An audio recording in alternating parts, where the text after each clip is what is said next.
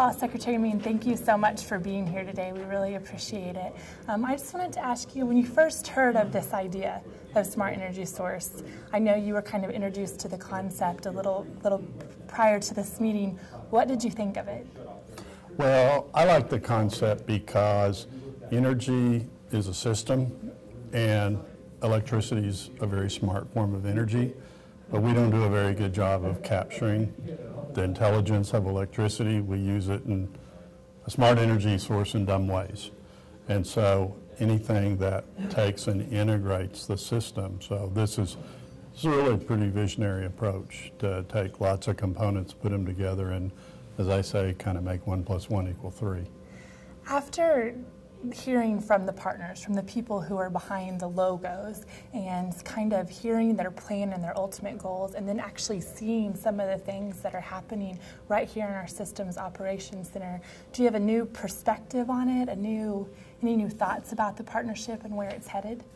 Well, clearly, when I first heard about the concept, it was pretty ambitious. And so now seeing it sort of come to reality is encouraging, because, and not only encouraging just by this 1 + 1 = 3, but you have the city, the university, the rural electric co-op, the wholesale electric providers, the whole system saying, okay, you know, maybe if we all put our heads together, we'll do better than just going it alone. So seeing it come to fruition's pretty exciting, because it's, like I said, it was ambitious. It's pretty impressive progress been made so far. Have you ever heard of or worked with any other partnerships such as this, where a municipal, a cooperative, a university, and an engineering firm come together to work like this? You see some semblance of this, like at maybe a large military base, but it's kind of catching pieces. And what's exciting about this is it's kind of doing everything. Mm-hmm. So we like to say at the state level we want to lead by example. So this type of model, which is pretty rare, can be a model that others then can look at and embrace and use it as a template, because frankly there's going to be very few, even if there are similar ones, there's going to be very few that have the ability to put everything together, and because it takes not only vision but implementation.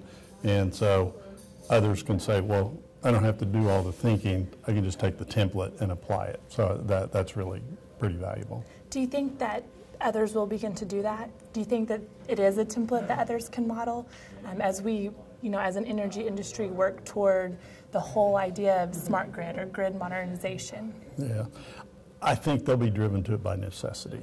So if you take the sort of the cost of raw energy, air emissions, a growing population, the need for affordable energy, it will be tough to extract value with the way we've done things in the past. So they're going to have to say, okay, how do we take what we already have, and if we make it better, then we make it more affordable. So that's where this model, people can look at it, and others who want to hold down their rates or manage them when, for example, their raw cost of fuel or something's going up, they won't have any other options. So I do think they'll move to it. Smart grid means so many things to so many different people. There's always been the question, when talk of this first came up, what is smart grid? And I think every person that you ask probably has a different answer for it. One of the things that has received a lot of attention in the media specifically is the idea of advanced metering technology, or smart meters. What would you tell a consumer who has concerns about this new technology? It can get framed as smart meters, but really smart grid needs to be smart everything. So that's like a power generator working in conjunction with a power distribution system, working in conjunction with a house, and electricity costs different amounts to generate at different times of the day. And you can't capture that without some form of intelligence in there. So I call it the smart everything.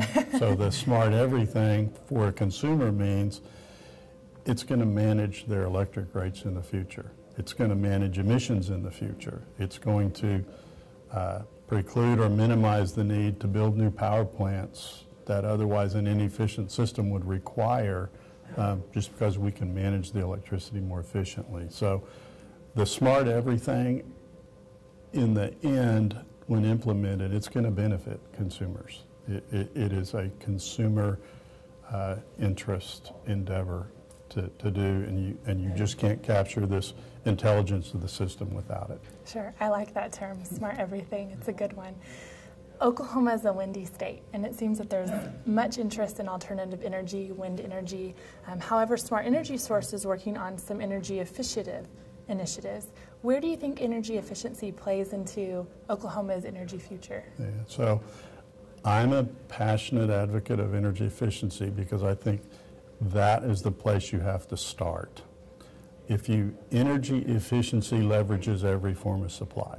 And so if you make everything more efficient, you get more use. For example, if you double the efficiency of an appliance, you've now extended the fuel, whatever it is, you've made it twice as valuable because now it can power twice as many appliances. So if you start with efficiency, the system works better. Once you do the efficiency piece, then you start looking at the other pieces. So in Oklahoma, in the Governor Fallon's energy plan, while there's a lot of components to it, natural gas is the centerpiece, but not the only piece. Natural gas actually encourages energy efficiency. It's a superior fuel, but it also works well with, for example, wind power. And wind power at scale requires a dispatchable form of energy for when the wind doesn't blow. So natural gas, when the wind blows, you can back it down. When the wind doesn't blow, you can ramp it up. All of that's enhanced by energy efficiency. So if you took natural gas, wind power, and energy efficiency, you come up with a pretty nice system. Now, that doesn't exclude other forms that we have in Oklahoma. We have some hydropower here. We produce a lot of oil here, and in the transportation sector, it's kind of hard to replace that. But at the same time, the energy efficiency argument goes to transportation too. If you can extract more miles per gallon for any vehicle platform, you enhance the value of the fuel. So kind of room for everything in Oklahoma. Sure. What kind of economic impact does energy have in attracting new business or new industries to our state? So Oklahoma, if you just rank us in terms of the cost of electricity, so we're a top 10 state in the lowest cost of electricity, and that makes a difference for companies that want to locate here. So it does make a difference. You know, our electricity prices here are close to half of what they are, for example, in New England.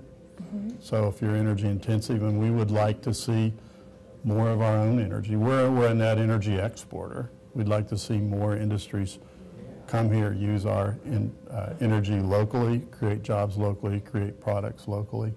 But it's a big deal, and whatever happens to rates over time, we want to maintain our relative advantage, and we want to do that through policies that enable businesses. As the governor said, you know, Oklahoma's open for business, and we want to be a business-friendly state. Sure, sure. You were introduced briefly to the Oklahoma Smart Map with the Oklahoma cooperatives using this map not only just as an outage reporting tool for the statewide, but also for alternative energy, distributed generation, oil leases. There's many more layers than just simply outages. What do you think a map such as this, what benefit or impact do you think that that'll have on rural electric cooperatives and their partners and their consumers? Probably the thing that jumps out to me right off the bat is allowing that, like, capital is expensive and it's somewhat scarce. So you want to allocate your capital to the most efficient use. And so if you have the mapping capability where you can plan your capital expenditures, for example, if you foresee a need in a given area, you would want to build infrastructure to that area, but if you build it too soon, then It just sits there and it's an inefficient use of that capital. So if you can properly plan with the mapping, you can get the capital where it needs to go most efficiently. You don't deploy it too soon, which would be inefficient, or too late, which would be inefficient. You get it right on time. So I think probably from a capital deployment perspective, it's really the most helpful. Sure. What do you think is the greatest challenge that the energy industry is facing? So broadly, energy policy has to be around reliability, affordability, and security of supply, okay? In the electric sector, reliability is really important, but clearly we have some old infrastructure that's going to change. There's going to be, as there's a book called Who Moved the Cheese, I think, and so the cheese has kind of been moved around how we generate electricity.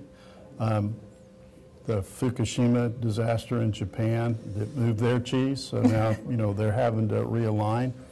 We don't have nuclear power in Oklahoma, but still have other challenges of where other cheese has been moved. The Clean Air Act will dictate how we generate electricity, like from coal. The emergence of shale gas is a game changer. It's transformational in energy supply, but it has environmental considerations that have to be addressed. The emergence of wind power has moved the cheese a little bit. So if you have a shift in how we generate power, and obviously the resources shift from large, like for centralized thermal power plants, if you shift that to natural gas and wind and energy efficiency, whatever it is, it's how we integrate that. So I would say that there's going to be a turnover in the generation portfolio. We're not going to get rid of all our coal. We don't want to get rid of all our coal. We are going to ramp up gas. That's already happening. Wind is ramping up. How those integrate together from the generation side is probably the greatest challenge on the upstream end. And on the downstream end, it's making the system smarter. So, and if you add those two together, then that really, kind of is the energy system of the future. What do you hope to see grow from Smart Energy Source, from this partnership? Well, I think besides just locally, the benefits that it's going to have in terms of operational efficiencies. I'm a leadership by example mantra, and so I think this model is something that other utilities, whatever form, whether they're rural electrics or municipals or IOUs or whatever, just the concept of making 1 + 1 = 3. Great. Thank you. That's all I have.